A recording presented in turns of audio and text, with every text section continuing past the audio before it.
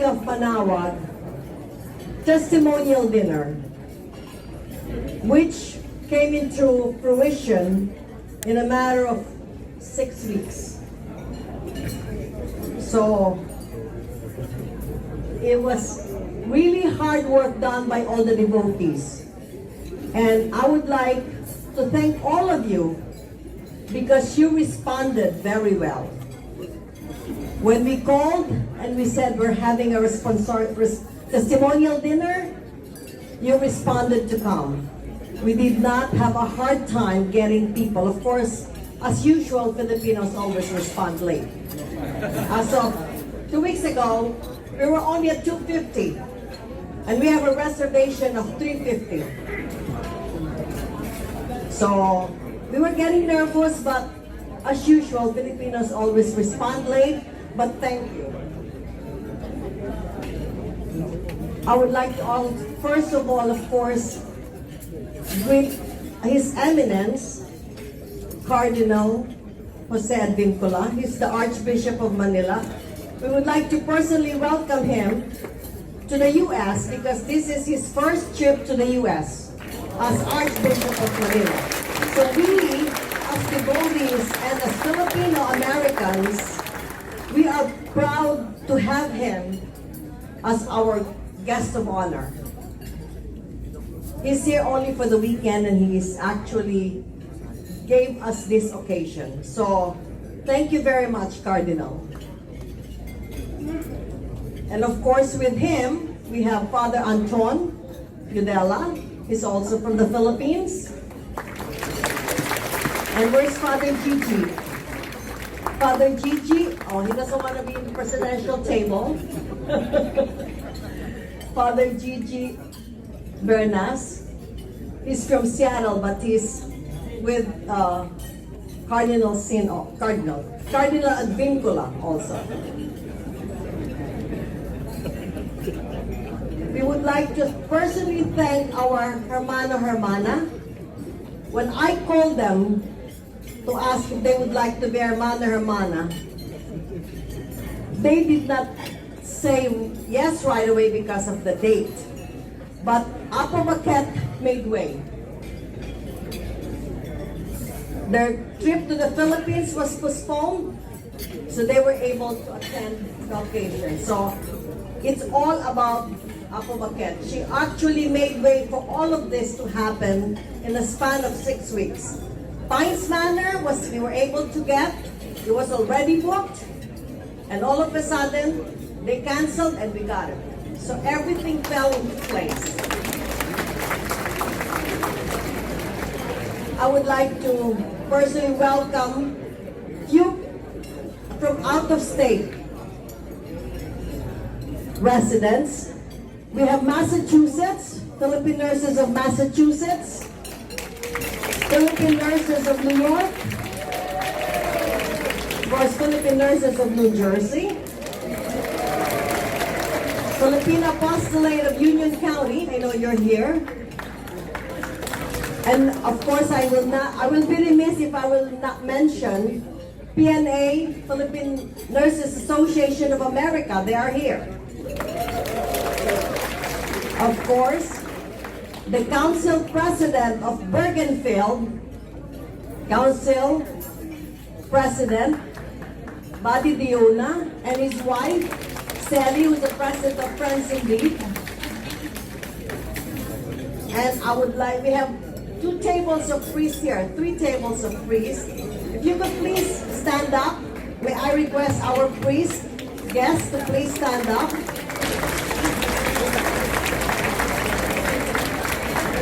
So, besides having nurses, we also have priests. So, besides having nurses, we also have priests. We also have physicians. Can I have the doctors in the house to please stand? We have a few of them here.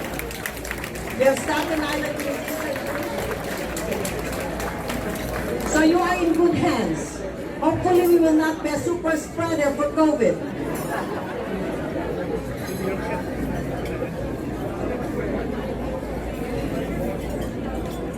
This was all made possible, of course, by the overall coordinator, Mr. Roger San Agustin and Mirna San Agustin.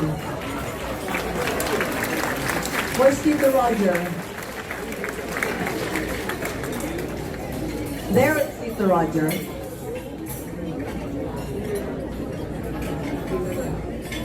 And now, I really just would like to welcome all of you.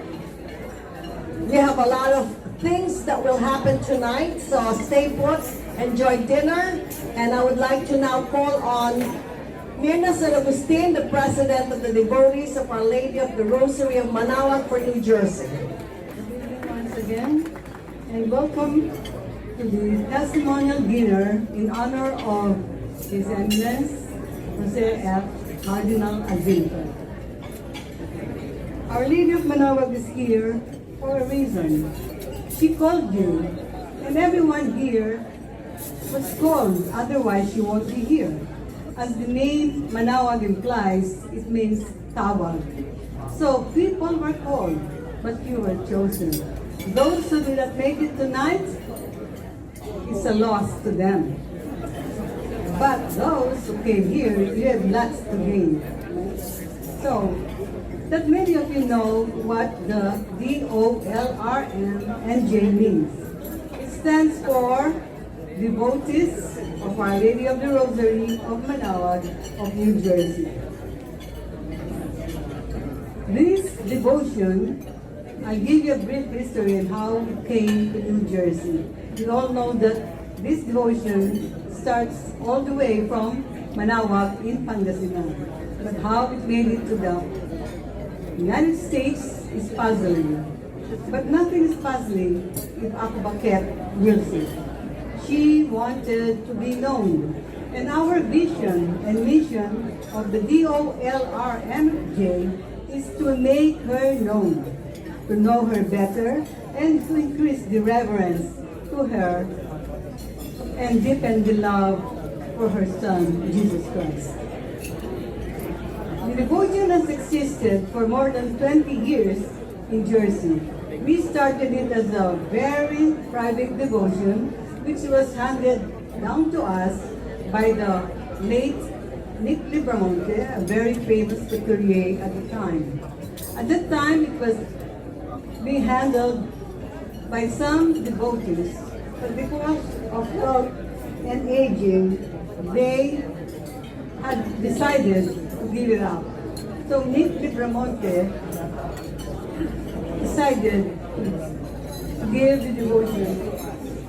We went home and discerned that it was the will of the Holy Spirit that we carried on. So for more than 20 years now, this devotion is active here in New Jersey. More than 4 years now, this devotion is active here in New Jersey. For your information, we started with only one chapter, but since we started at the St. Elizabeth of Hungary Church in Linden, we were welcomed and embraced by Reverend Father Ed Hobson, and we felt like we now found a home and shelter for the Blessed Mother. In our journey, we had a lot of hurdles that we encountered, but none of them stopped us from continuing this devotion. To make a long story short, this devotion became providential when Roger and I went home to the Philippines, very desperate because we lost and we were abandoned. We were like orphans with no shelter to bring the Blessed Mother. She did not have a home. So we were puzzled again, and we prayed hard. We went to the Basilica in MANAOAG, but unfortunately, we did not know anybody from there, and we weren't able to talk to anybody. Because of the desperation, we went home sad and tired, exhausted from a long trip and also from jet lag, we felt sleepy and went to rest on a service area in San Fernando. That's where we are from. While we were there, we slept soundly, but at the crack of dawn, Roger woke up and he saw the Blessed Mother near him. It was part near, so he was like dreaming. He wouldn't believe that Blessed Mother would be there. The Blessed Mother was enclosed in a cage of acrylic of plastic, and she is the viajera, which means she travels from one church to another. And from there, we were able to get information on how to get in touch with the MANAOAG group. Fortunately, we were referred to the secretary of MANAOAG, who then introduced us to Father Anton Videla. Father Anton, as his family called, gave us a warm welcome and embraced this devotion for us. He started and organized the DOLRMNJ. So DOLRMNJ is a brainchild of Father Anton Videla. Thank you very much, Father. And just to let you know, let me introduce to you who Father Anton is. Father Anton is a Dominican who got his ordination at the Santo Domingo Church in Quezon City. He was ordained in 1997, and his first, that does mean that you are old enough, Father, in 1997, and he just celebrated his 25th year, or jubilee this year.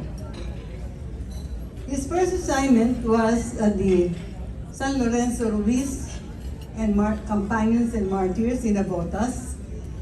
And 25 years later, he came back to celebrate his silver jubilee there.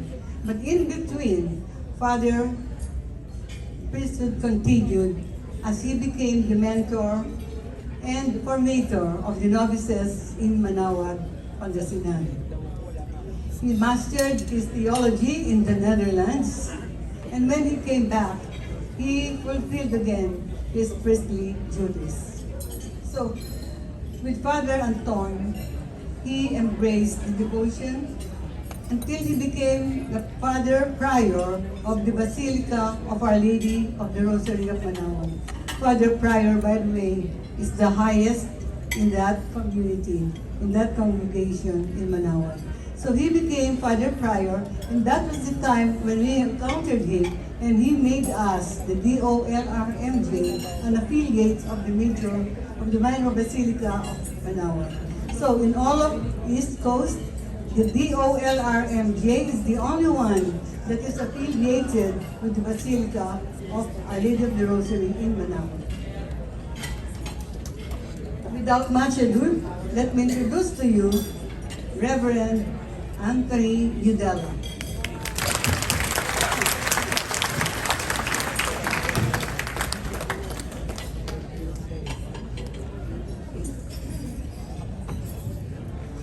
Once again, good evening. Before we proceed, let us not forget the most important thing of the night. Let us all pray. And then maybe we can bless the food so that you can start digging into the food. So please, we ask you to please rise up once again.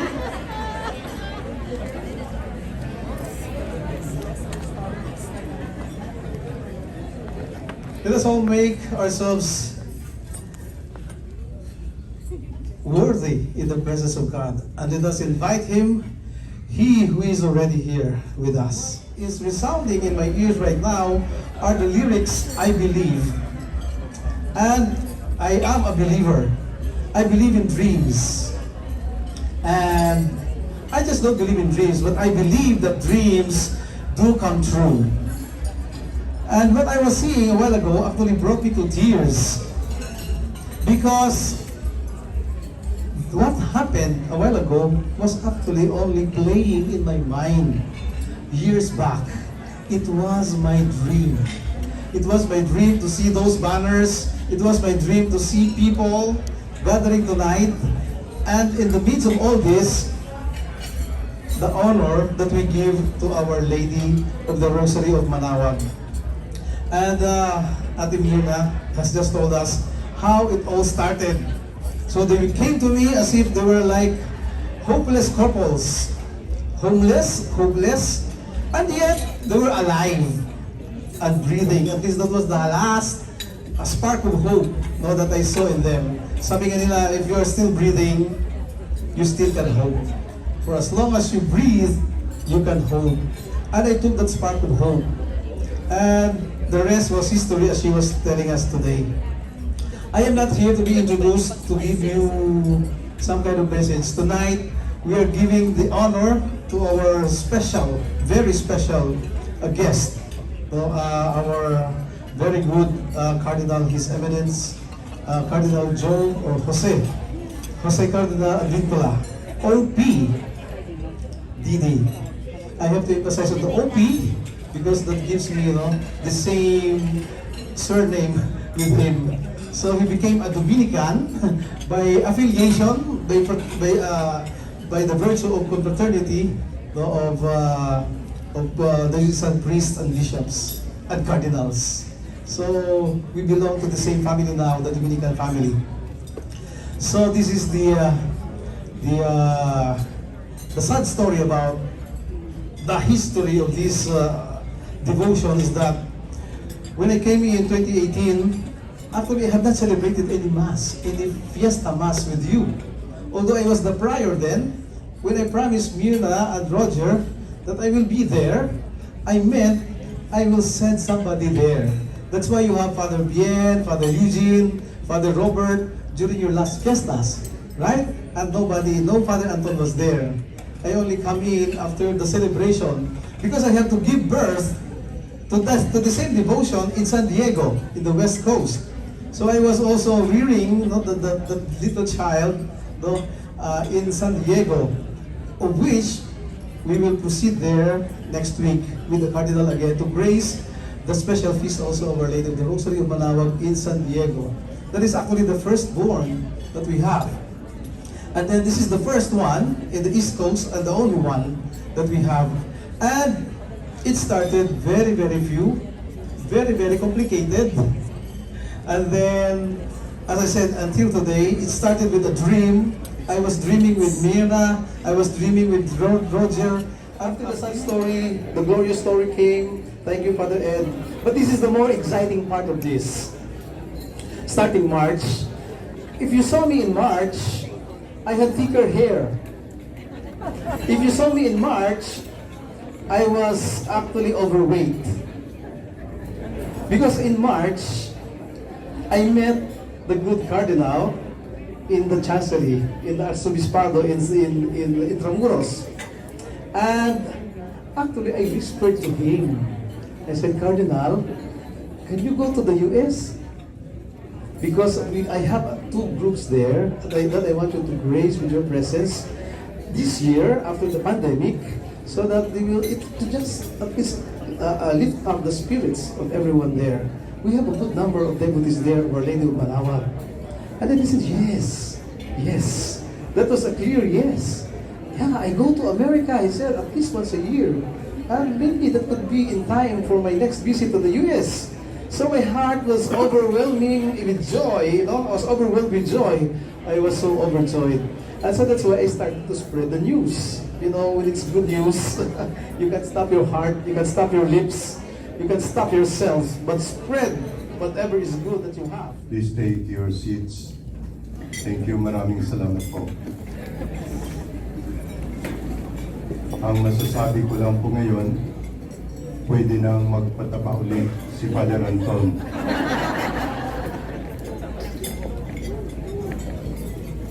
At ngayon ko lang nalaman na marami na pala siyang utang sa akin. Si Mirna daw ang sisingil sa kanya. Thank you, Father Anton. Rose, thank you for telling our friends here tonight that this is my first time to come to the United States. And that is indeed true. First time to come to the United States as Archbishop of Manila. Pero I would always say that I am a frequent visitor of the United States.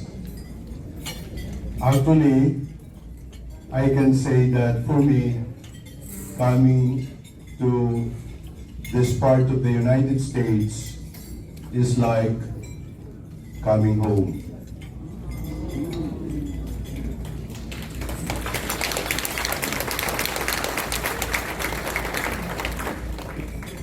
This is because New Jersey was my home in the summer of '84 when I worked in St. Cecilia's Parish in Cardinal.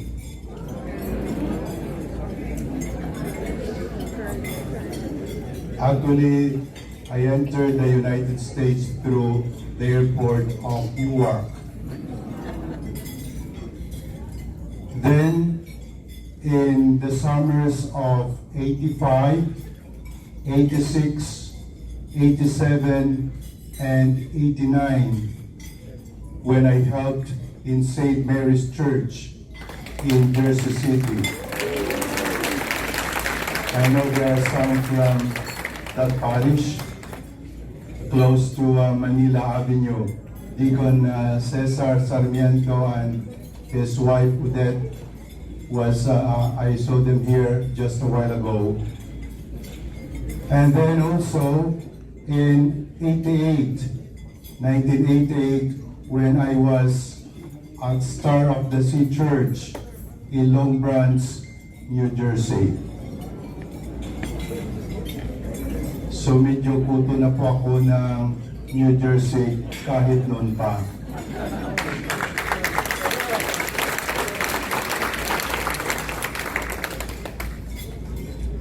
Truly, it gives me great joy to be with you this evening. Just last year, we celebrated the coming of the Christian faith in our beloved Philippines. 500 years ago, by some stroke of divine providence, our ancestors encountered the Christian faith. Over time, through the presence and work of the missionaries, Christianity took root in our lands and our culture. Our faith in Jesus came to us as a gift that was received, appreciated, and treasured. However, we cannot merely remain as recipients of the gift of faith. We are also called to share it. The theme chosen for the Jubilee year best expresses this. The theme when we had the celebration in the Philippines was gifted to give. This is in obedience to the Lord's command to his disciples in Matthew 10:8, which says, "What you received as a gift, give as a gift." Our celebration, therefore, does not only invite us to thank God for the gift of faith, but also to challenge us to be missionaries in our own ways. With our vibrant Filipino Christian faith, I pray that each of us may courageously and devotedly live out and witness to our Christian faith in whatever circumstance we find ourselves in. Jesus sends us to be his disciples. May we enthusiastically respond to him, "Here I am, send me." Our Christian discipleship, however, will never be sufficient without acknowledging the loving presence of Mary in the Church. That is why I am very grateful that you have brought traditions and devotions of our faith and made them so much alive in your community gatherings and fellowship here in the United States. Your deep love and devotion to Our Lady of MANAOAG, Our Lady of the Rosary of MANAOAG, or Apo Baket. You know, I was assigned as a priest before also in the north, in Vigan. So I am an Ilonggo who became Ilocanized. So I stayed in Vigan for 3 years and learned a bit of Ilocano. And oftentimes, especially on long weekends, I would go to Pangasinan because I had students then who were from Pangasinan. And we would also visit the shrine of Our Lady of MANAOAG. I have a very great devotion to Our Lady of the Most Holy Rosary, and we know that Our Lady of MANAOAG is also Our Lady of the Rosary. Yes, we have known Mary as a woman of communion, especially during difficult times. On Good Friday, amid the chaos and death, Mary gathered the women and the beloved disciple under the foot of the cross to stand in love for her Son. On the day of Pentecost, in the midst of persecution and terror, Mary gathered the apostles to pray for the gift of the Holy Spirit. In the Philippines, Mama Mary accompanied her assembled children during those tension-filled days at EDSA and protected us all from violence and bloodshed. And so tonight, I only wish to highlight 2 things in connection with our love and devotion to Mother Mary. First, let us all be agents of communion. With Mary as our Queen of Peace, let reconciliation and solidarity win over our political, regional, and economic divisions. Let there be no solo Christian among us, for we are always in communion. Let no one think that they are struggling with difficulties by themselves or striving for Christian perfection merely by their own faculties. In our families and communities, let us reach out our hands and open our hearts to welcome and accompany those persons and groups who feel alone, abandoned, or alienated. Second, let us be bearers of life and hope. With Mary as Mother of the Church, let us call on her when we are feeling hopeless and depressed, for her maternal presence vivifies us. When we are filled with grief or anxiety, her prayers encourage us.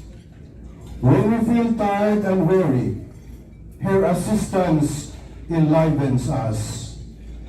In her company, we feel alive, at home, and at peace. Just like the gentle Mother of God, let us be signs of hope for one another too. Let us bear Christ to one another, especially those among us who are forlorn, discouraged, and distressed. You see, in many kingdoms where kings are portrayed as fearsome and tough, the queens become the principle of tenderness, mercy, and benevolence. Indeed, the queen is often the principal benefactor, supporting most of the charitable activities in the realm, caring for the poor and the marginalized in the kingdom. There are many scriptural evidences on the helpfulness and compassionate heart of Mary. No wonder the Church calls her as Mother of God and Helper. Indeed, we affirm that never was it known that anyone who fled to her protection, implored her help, or sought her intercession was left unaided.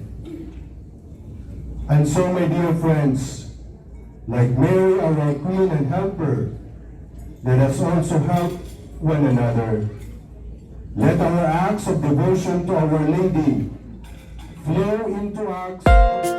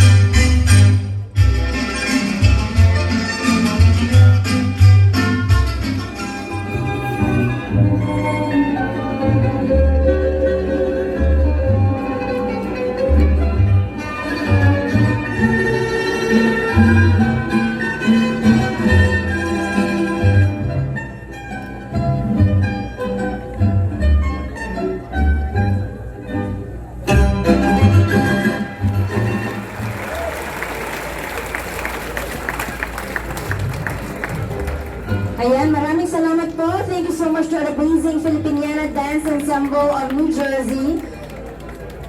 And may we request Dr. Rose Mr. Raven Perez together with the rest of the amazing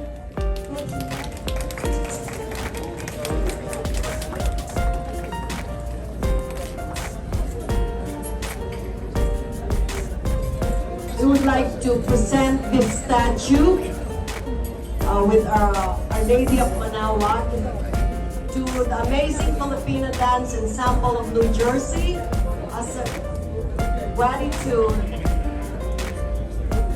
for your performance. We did not pay them. They came here on their free will. And this is our way of thanking them because they are very supportive of Our Lady of MANAOAG. So thank you so much. Amazing Filipino Dance Ensemble. Thank you.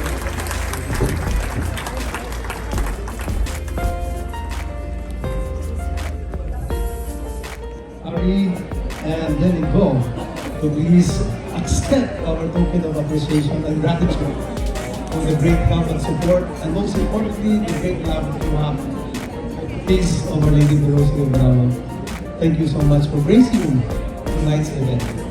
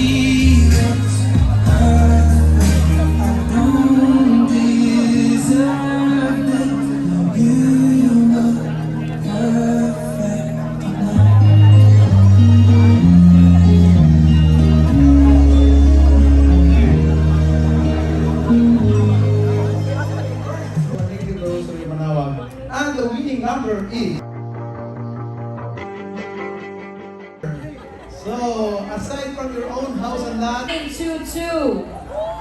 Glenda. 979.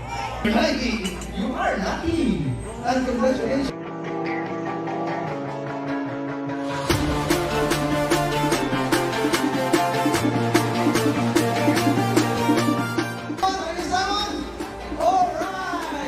Rodrigo.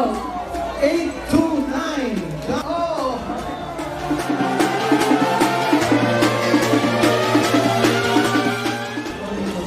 All right, thank you so much. Picture, where's picture? 910.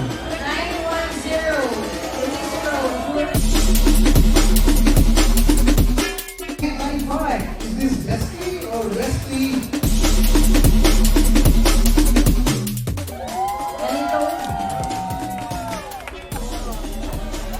I think we will have the last 3 tickets to draw.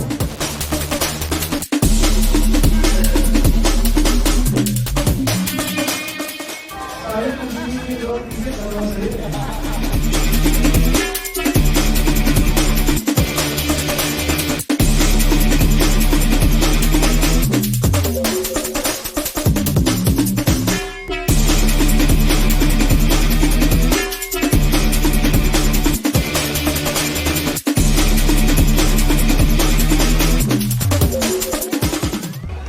And somebody's dream, mommy please. Your souvenir, Rosalie?